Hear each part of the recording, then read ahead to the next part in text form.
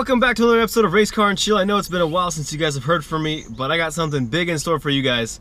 Today I'm going to walk you through the installation of a cup holder on the IS300. Cup holder, you say? Check this out. This bad boy is 3D printed by my good friend Cody Graham. If you guys have been around on any of the Facebook groups or anything, you've heard the name for sure. Cody is definitely one of the OGs of turbo IS300s, but it's 3D printed out of carbon, so it's not carbon fiber because it's not woven, it's actually printed. But I've been running the prototype of my car for a while. I didn't want to show it to you guys because it wasn't the final production, but this is the final production piece. Cody's going to be selling these things, and I will give you guys the information in the description on the price and where to get them from. This thing is, he sanded it down and smoothed it down from the actual 3D printer, and then he went and clear coated it. It's got a non-gloss clear coat, but I may pull it and give it a glossy clear coat to match the rest of this center console.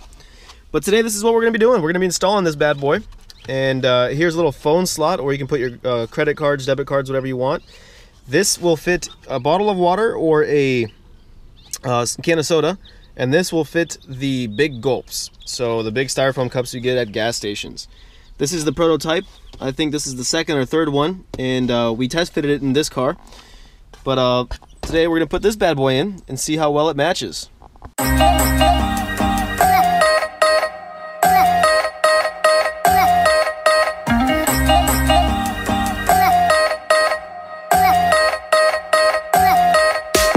Now, first thing is first, you're gonna have to empty your cup holder and your storage compartment here in the center console, because this center console is coming out. So the most important part, the most difficult part about this installation is gonna be the little shift boot here. As you can see, hopefully you can see it, let's see. Right where my finger is, there's this little groove here. So the way to take this off properly, there's two clips. One here, you can see the yellow little piece, one here, and then another one back here. So you have to pull on this thing straight up with both hands. So I can't do it obviously because I'm holding the camera, but you want to grab it on both ends and slide it straight up, including here. Now I ended up breaking this little plastic piece and I super glued it back together, but be very careful when you're prying this. It's got to come straight up. Don't come out it. Don't try to pull it out at an angle. So once you pop this off, the whole boot comes off. And here's those slides I was telling you about. You see there's one on each side, and there's a groove on each side that they go into right here. There's one groove here, and then I don't think you'll be able to see it, but there's another groove down here. Once you got that done, go ahead and take your shift knob off. If you are automatic, I believe you can leave your shift knob on, because my whole boot is coming off. This part, you can just pull it up and back towards the driver's seat.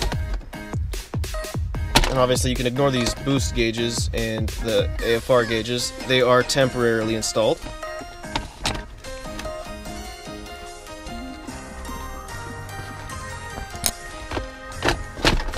There goes this little piece. Here you're going to have some electrical connectors here for the cigarette lighter, the light in the cigarette lighter, and then the light in the ashtray as well. So I'm going to go ahead and put the camera down so I can disconnect those, but those need to come off as well. Now, just for the record, you can pull this plug off, this like 90-degree one. You can pull that straight off without having to do anything. And the other ones are crimp plugs that you have to squeeze to disconnect. Now that you have your shift boot and ashtray out of the way, you're exposing two screws here. There's one, oh, I know the lighting's really bad. Let me see if I can fix that. There's a screw right there facing you. So one screw here, and then one screw here, where my tip of my finger is. They're both Phillips heads. Those two screws need to come out, and then you're going to come over here, and you've got, they're already out on my car, but there's going to be a plastic cover here, and under that plastic cover, it's also hiding another screw. There's one on each side, so one here, and one on this side. And then you're going to come back here, open up your little storage compartment, and you've got two screws right here. So in total, you've got 6 Phillips head screws that you need to take off. So I'm going to go ahead and put the camera down, take those off, and then I'll tell you guys what to do next. Okay, now that you've got your shift boot off, your e-brake boot off, and you've taken all 6 of these screws out, there's one last thing you need to do before taking the center console out. As you can see, you can wiggle it free, it's loose, but there is the electrical connector that goes to the cigarette lighter back here. The clip is right here. It's in my hands. That white one right there. And it's another one of those where you just squeeze it and then you can separate the two connectors. So I'm going to put the camera down, disconnect that, and the center console will come out as a whole unit. Okay, I've disconnected the electrical connector for that cigarette lighter. Let's see if this bad boy will come out as a whole unit. Look at that, it did. Let's go take it to our workbench. Now's a good time to clean off, you know, the sides of it that you can never really reach when you're washing your car on the inside. You can see here because the seat rubs up on it. Anyway, here is the cup holder. Now, to take it out, it's held in by 3 screws. 1, 2, and 3. You're gonna take those 3 screws out. Let me go get the screwdriver, and I'll meet you guys in a second. Now, once you take those 3 screws out, your cup holder will just come right out. This is what the stock one looks like. You'll notice it's got some feet here. These little legs here. The new cup holder does not have those because the whole bottom is actually lower, and this bottom is designed to rest on the trans tunnel, so it can support quite a bit of weight, and it's got more room. Instead of just having feet, the whole bottom is deeper. So now the next step is to put those 3 screws back into these holes. I know it's difficult for you guys to see. You'll see that the cup holder is drilled 2 times for only, but only one of the holes will line up. The reason that is so it can be installed on a right-hand drive car as well as a left-hand drive car. So now that I got those 3 screws in, I flip it over and look at the finished product. It looks so nice. This thing is really sleek, really well designed. I know Cody's got, you know, tons of hours in research and development on the design. Again, this is like the 3rd or 4th prototype that he had printed, and we installed it on my car because his car's put away in storage. He's in the process of moving homes, and he's got a hell of a IS. He's gonna be making like 800 wheel horse through an auto trans, so like 1,000 horsepower at the crank. His car will definitely be featured on this channel. I'm gonna be helping him put it together once he gets his garage and shop put back together. But you know, let's go throw this center console back in, and I'll show you guys what the finished product looks like in the car. Now, the first thing I noticed when I put the center console back in is that the electrical for this cigarette lighter, in stock form, it runs straight across under the cup holder, because remember those feet I showed you on the cup holder? And this cup holder is deeper, and it goes all the way, it sits on the top of the trans tunnel. So what you gotta do is make sure you push the electrical connector here. You can see it right here on the side. Make sure you push it over to this side so it can run along this side of the cup holder, and there's plenty of room, there's plenty of slack in the wiring to do so. So just plug it in and push it to the side so it's not sitting on this, and then this will sit flush. When I first put it down, it was actually wobbling because the wire was, the cup holder was sitting on the wire. Once you get that wire pulled out of the way, you can go ahead and put your 6 screws that you took out. You know, remember there's 2 here, and then 2 here. And then after that, I will go ahead and put my shift boot on, my e-brake boot, then my shift boot, and when I do the shift boot, I'll show you guys again the electronics that need to get plugged into there. Again, another reminder on the e-brake boot, remember to make sure that the grooves are, or the slot, the plastic piece is lined up in the slot here. I was fighting it for a little bit before I realized that I didn't have one of the sides lined up. As soon as I had it lined up, it just popped right in, and the 2 clips here and here snap right in, and man, this thing looks so good. I'm gonna put my shift boot on next. It's gonna be a little bit more difficult for me because I got these temporary gauges just ran through here, but I'm gonna pull these out of the way, and then don't forget, you're gonna have 3 electrical connections here. One of them is gonna go to the cigarette lighter, power. The other one's gonna be the cigarette lighter light, and then you're gonna have your light for your ashtray. So 3 total plugs, 3 plugs in total. In my center console here, you'll notice that I've got, these are the 3 that need to be plugged in here. I've also got some extra ones here.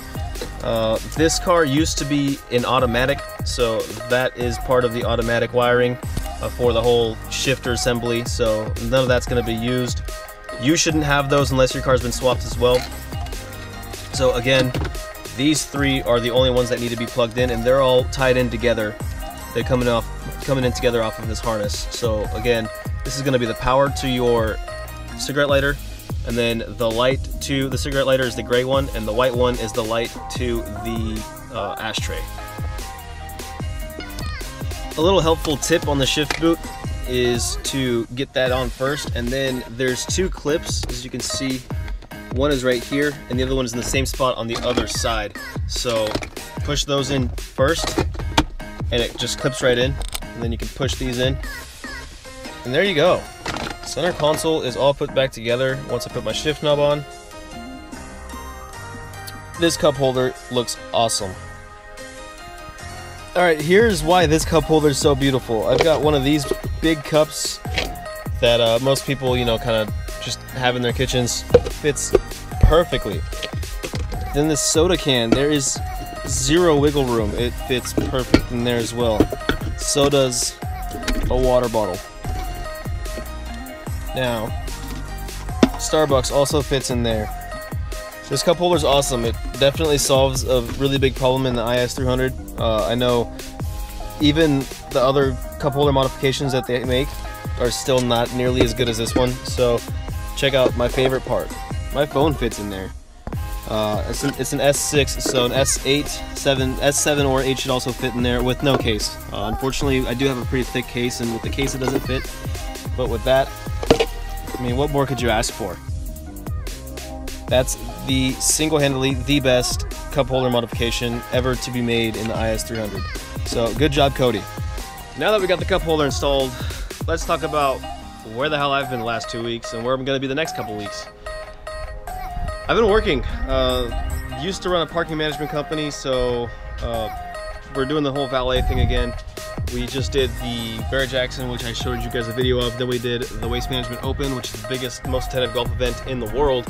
And we broke records for the amount of cars we parked there. And then next week, we are doing the Arabian Horse Show, which is nothing record-breaking, but I'll be working there all week, open and close. So won't have much time to make videos, but the nice part about that is I'm stacking up some money.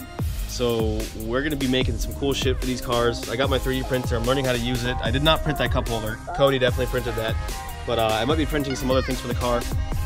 And yeah, girlfriend's moving in. We're moving into a house like later this week. So there probably won't be another video this week or next week, because this week I'm moving, next week I'm working all week. And then work will be over and we can focus on making you guys some content. I still have big brakes to get put on. You know what? I'm gonna even give you guys a little sneak peek here. I got big brakes. I got wheels that I have to get tires for. I'm still unsure if I want to run those wheels, but check out this stuff here.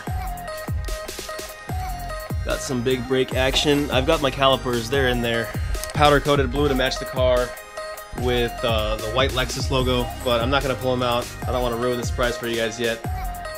They're big brakes. They are not LS400 brakes, so you guys can take your guess at what kind of big brakes you guys think I went with. They're not super brakes either. So other than that, that's pretty much it. We'll see you guys in the next video. I noticed this channel is definitely growing quicker, so thank you guys for sharing it. And we're almost at 1,000 subscribers. When we do hit 1,000 subscribers, I'm gonna give some shit away. Maybe I'm gonna 3D print some race car and show keychains. Maybe we're gonna get some stickers made. Maybe both.